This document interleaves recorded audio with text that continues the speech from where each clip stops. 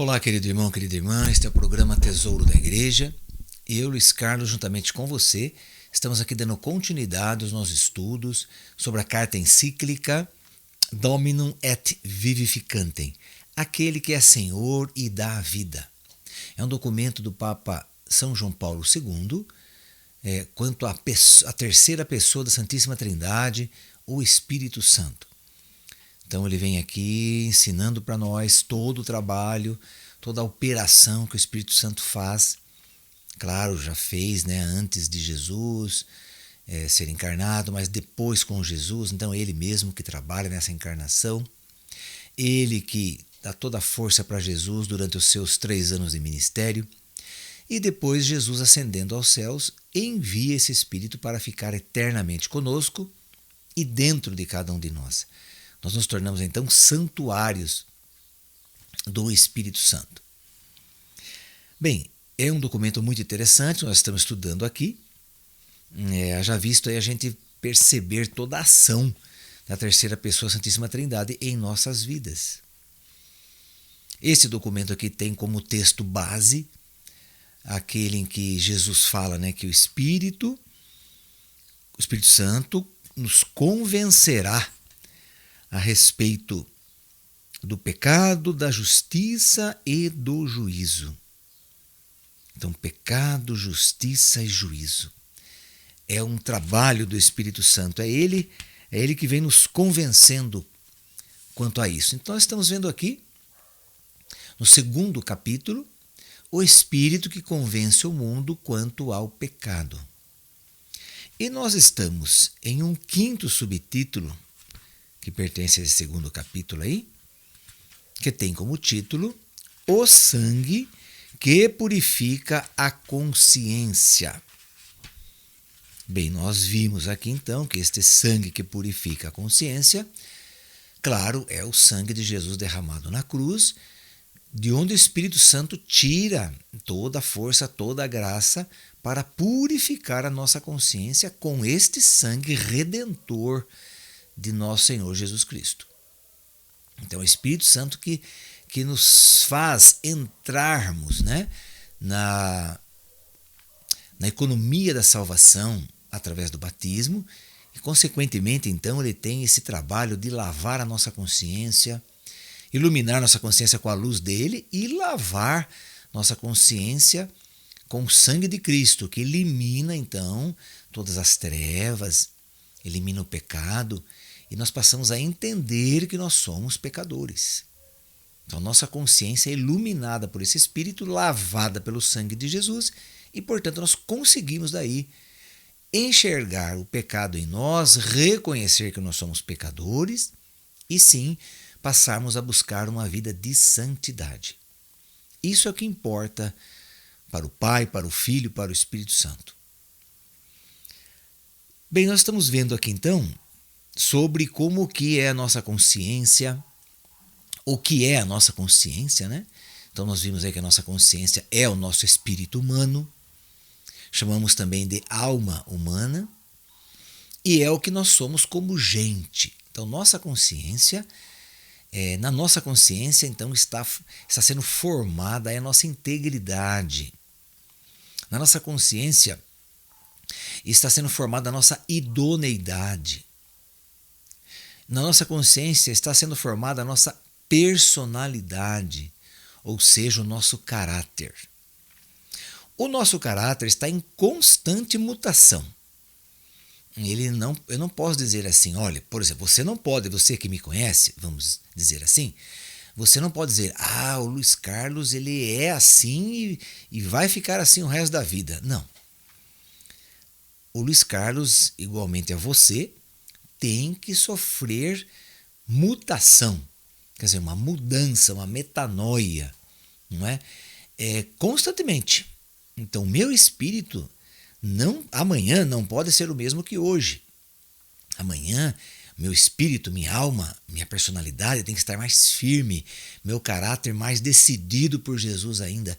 Todo dia que nasce o sol, todo dia que nós acordamos e vemos que estamos vivos, então sim, é um dia de uma nova aliança, é um dia de um novo compromisso ainda mais forte com Jesus e renunciando ao pecado, renunciando ao mal. Então, nosso caráter está em constante melhora. Pode estar também ao contrário. Nosso caráter pode estar em constante piora. Quanto mais nós nos afastamos da verdade de Cristo, quanto mais nós nos afastamos da busca da santidade, através dos sacramentos, então nós vamos esfriando, o nosso caráter vai se deteriorando, a nossa personalidade vai sendo contaminada pelas coisas do mundo e principalmente, claro, pelas ofertas de Satanás. Satanás vai entender que nós estamos sendo fragilizados, estamos ficando fragilizados porque já não estamos rezando mais, porque já não estou indo mais participar dos sacramentos, da Santa Missa, a Eucaristia, etc.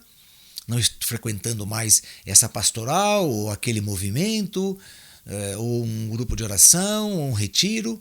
Então vou ficando fragilizado.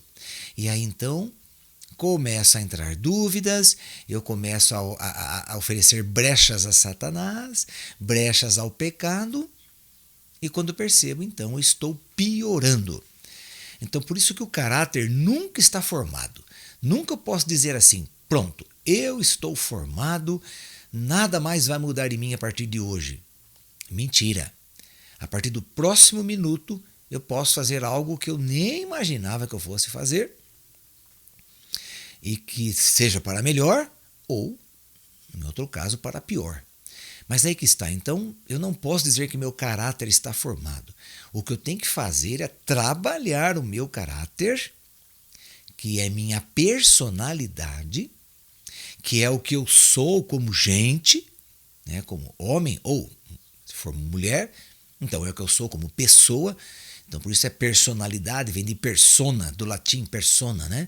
Então, personalidade, aquilo que é a pessoa. Ok? Então, eu nunca posso dizer que estou pronto, mas eu tenho que sempre estar melhorando.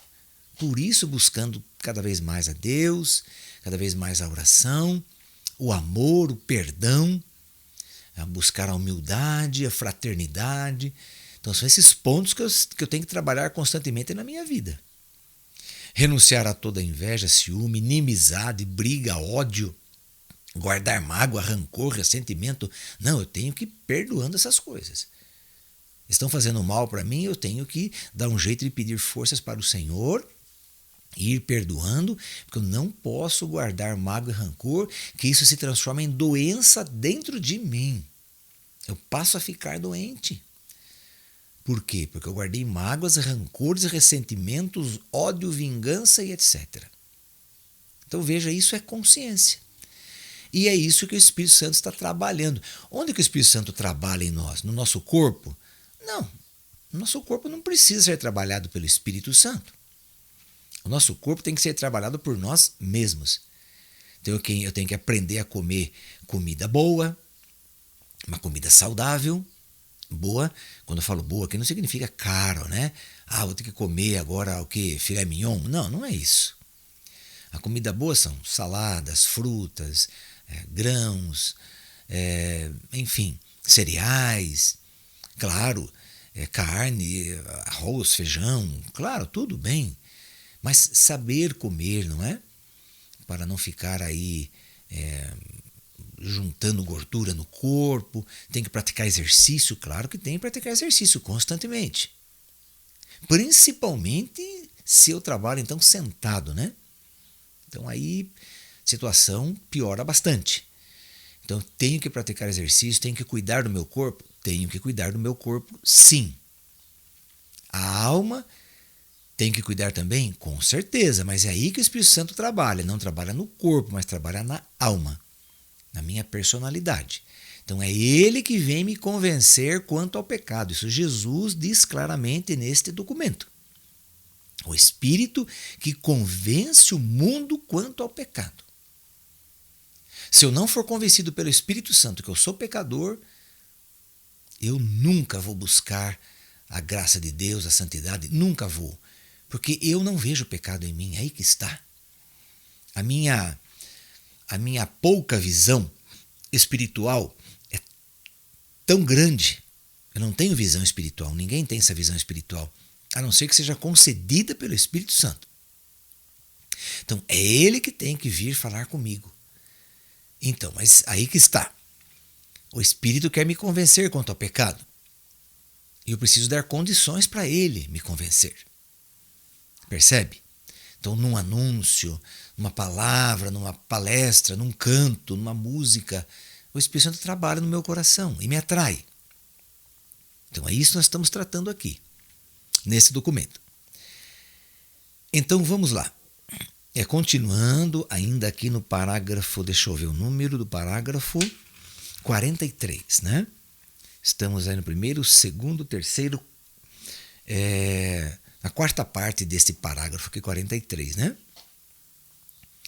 Ao chamar pelo nome os pecados que mais desonram o homem, e demonstrando que eles são um mal moral que influi negativamente sobre qualquer balanço do progresso da humanidade, o concílio apresenta tudo isso como uma etapa de uma luta dramática entre o bem e o mal, entre a luz e as trevas, que caracteriza toda a vida humana, quer individual, quer coletiva.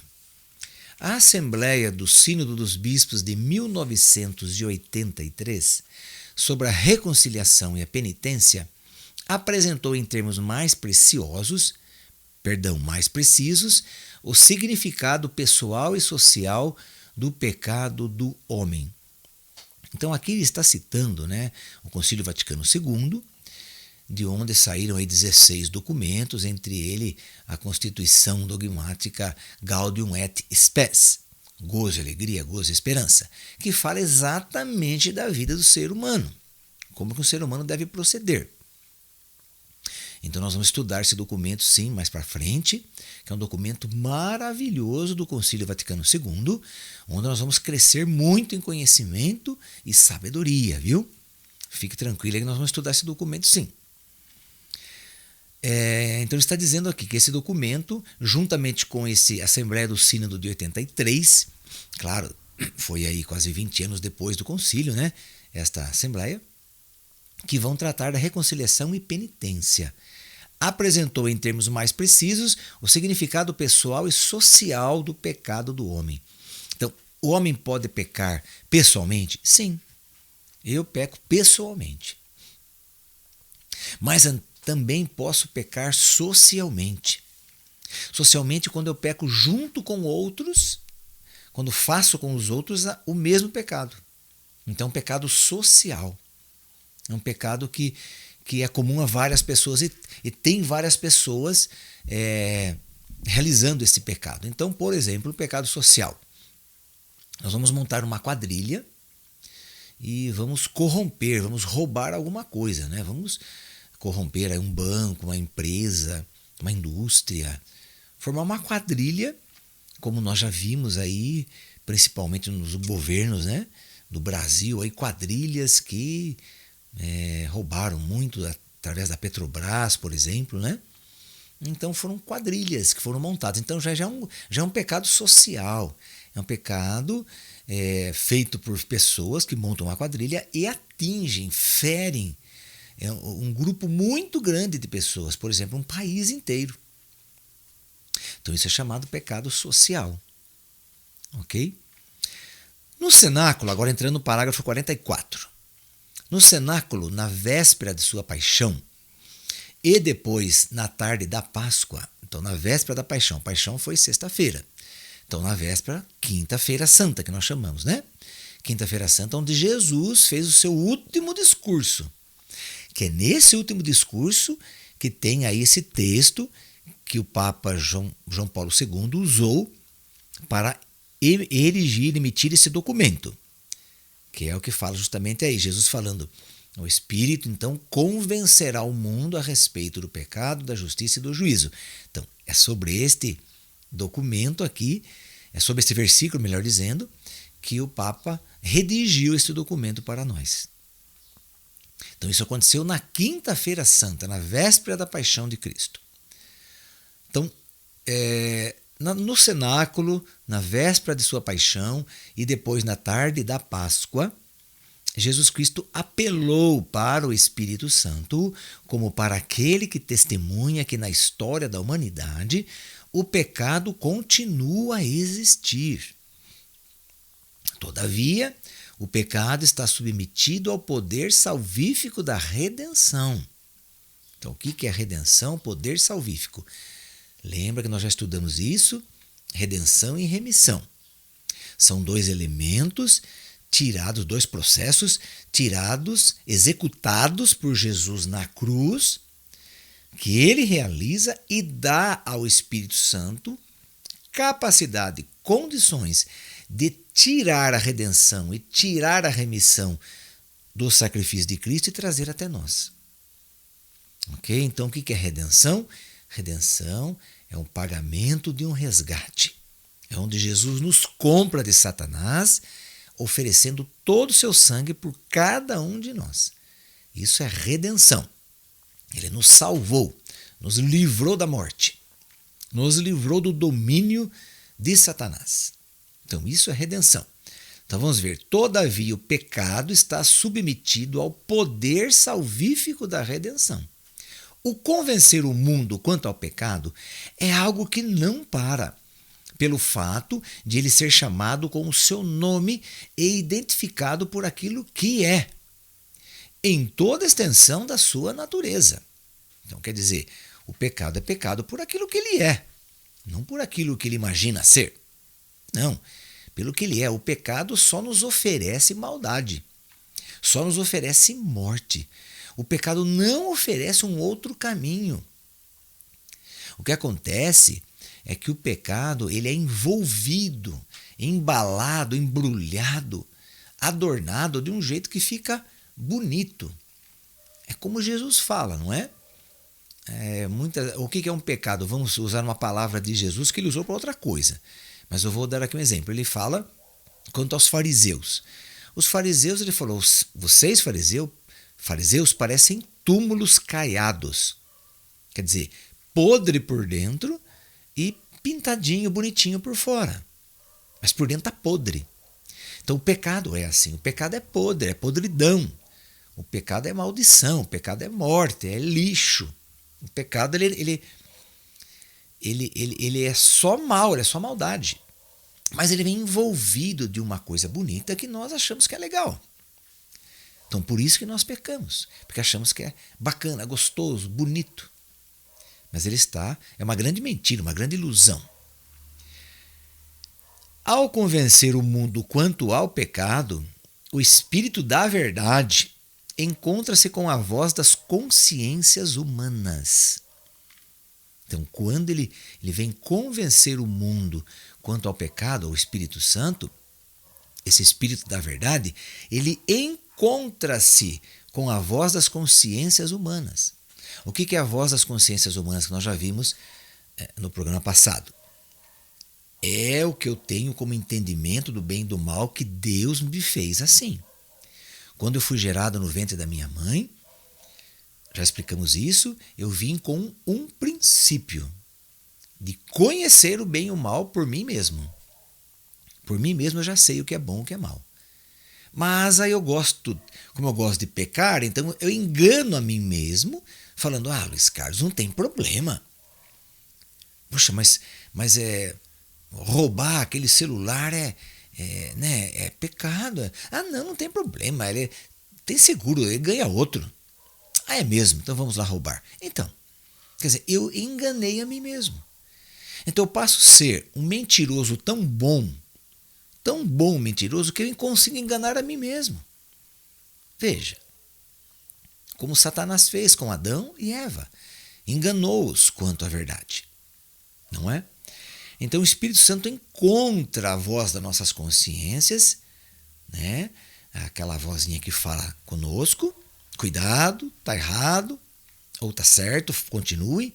Não é essa vozinha? Ele encontra ali, ele ilumina. Então o convencer é esse. Ele ilumina aquela consciência e fala para aquela consciência, a nossa consciência humana, que é o nosso espírito humano, ele fala para nós, opa, isso aí é pecado, Luiz Carlos. Vamos lá, deixa eu convencer. Então ele vai trabalhando aí na minha consciência. Então uma consciência iluminada pelo Espírito Santo, pronto. Transforma de vida, transforma. Não tem como continuar na mesma coisa. Não tem como. Dessa maneira, chega-se a pôr à amostra as raízes do pecado que se encontram no íntimo do homem, como também evidencia a constituição pastoral já citada, Gaudium et Spes.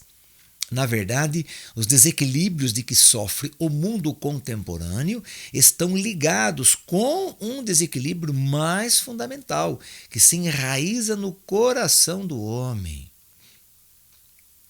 São muitos os elementos que se combatem no próprio homem. Por um lado, como criatura, ele experimenta as suas múltiplas limitações. Como nós somos limitados, não é verdade? Nós pensamos que somos grandiosos, mas nós não somos nada, na verdade. Nada.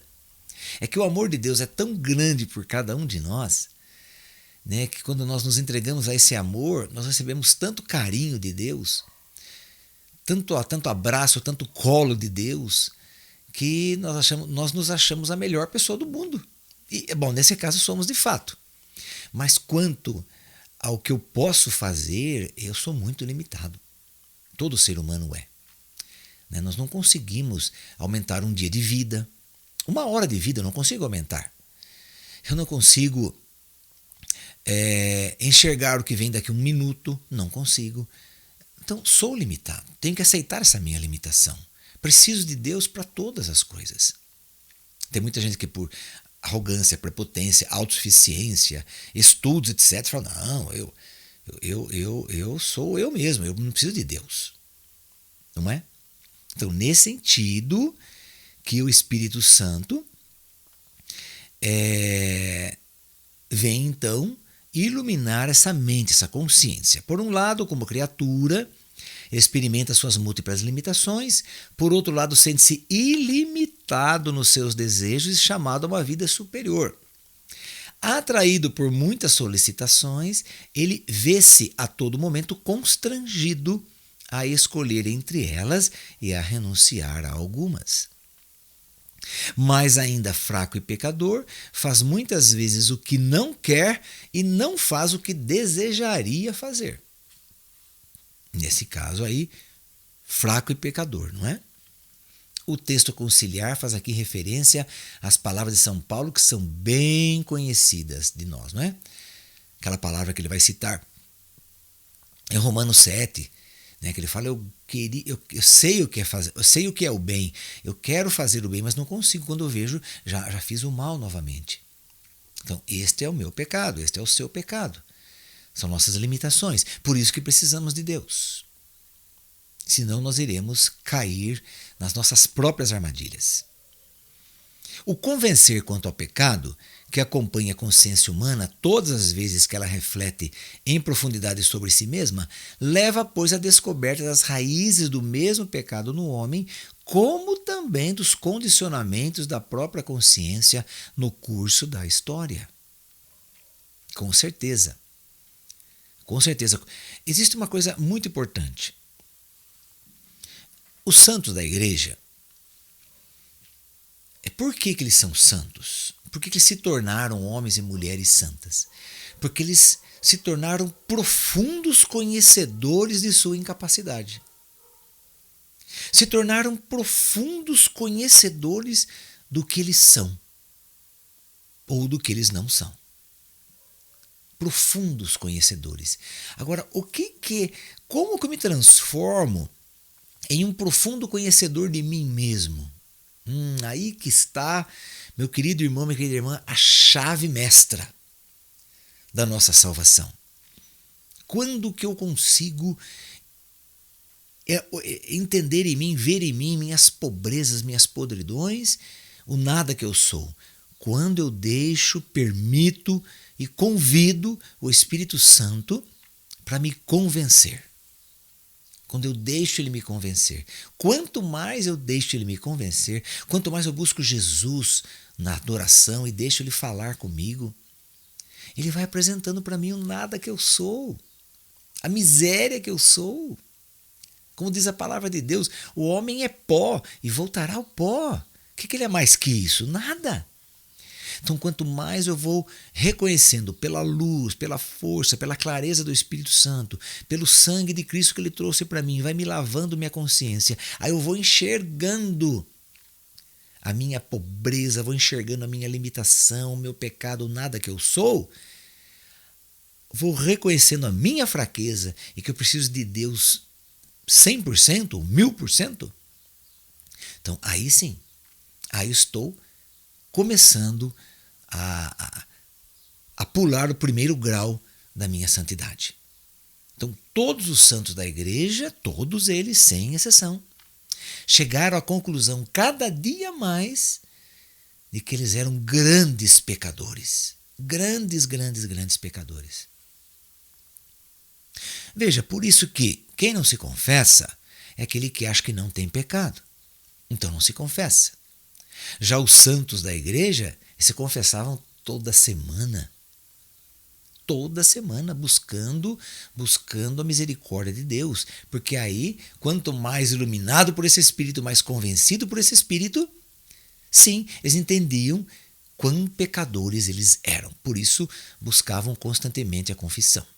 É exatamente o contrário daquele que não se confessa. Por quê? É assim, por exemplo, eu tenho aqui na minha frente esse computador, aqui, esse notebook, né, que está gravando aqui o meu programa. Se a iluminação aqui está fraca, então eu não vejo se ele está sujo ou não. Se precisa tirar pó, você não precisa. Mas de repente, se eu pegar uma luz que está aqui em cima de mim, né, uma luz que ela é projetada para a parede, né, no caso de filmagens, né? Então essa luz está projetada para a parede, apenas o reflexo está batendo em mim aqui. Se eu virar essa luz para o meu notebook e olhar, eu vou ver quanta poeira tem nesse notebook. Nossa, eu preciso pegar aqui um pincelzinho e limpar isso aqui, preciso pegar um paninho. Quer dizer, quanto mais iluminado o objeto, mais eu vejo a sujeira. Quanto menos iluminado esse objeto, menos eu vejo a sujeira. Eu acho que ele até está limpo. É a mesma coisa com a gente. Quanto mais iluminado pelo Espírito Santo, mais nós vemos em nós as sujeiras e reconhecemos nosso pecado. Quanto menos iluminado pelo Espírito, mais em trevas eu estou, e, portanto eu não vejo a sujeira, acho que não tenho pecado e que sou o melhor homem do mundo. Ok? Querido irmão, querida irmã. Então vamos nos deixar convencer pelo Espírito Santo. Faça um propósito para o Espírito Santo hoje mesmo. Terminando esse programa aqui, faça um propósito. Fale, Espírito Santo, eu preciso que o Senhor me convença de que eu sou um extremo pecador, um grande pecador. Eu preciso que o Senhor me mostre todos os meus pecados, toda a minha fraqueza, o que eu estou fazendo errado. Vem, Espírito Santo, me apresenta tudo isso. Pela intercessão de nossa Mãe Maria Santíssima. Ave Maria, cheia de graça, o Senhor é convosco. Bendita sois vós entre as mulheres, e bendito é o fruto do vosso ventre, Jesus. Santa Maria, Mãe de Deus, rogai por nós, pecadores, agora e na hora da nossa morte. Amém. Que o Senhor nos abençoe em nome do Pai, do Filho e do Espírito Santo. Amém. Então, nosso próximo programa, se Deus quiser, estamos com a Cantate, 15 anos de evangelização, e estamos só começando, ok? Até lá, até o próximo programa.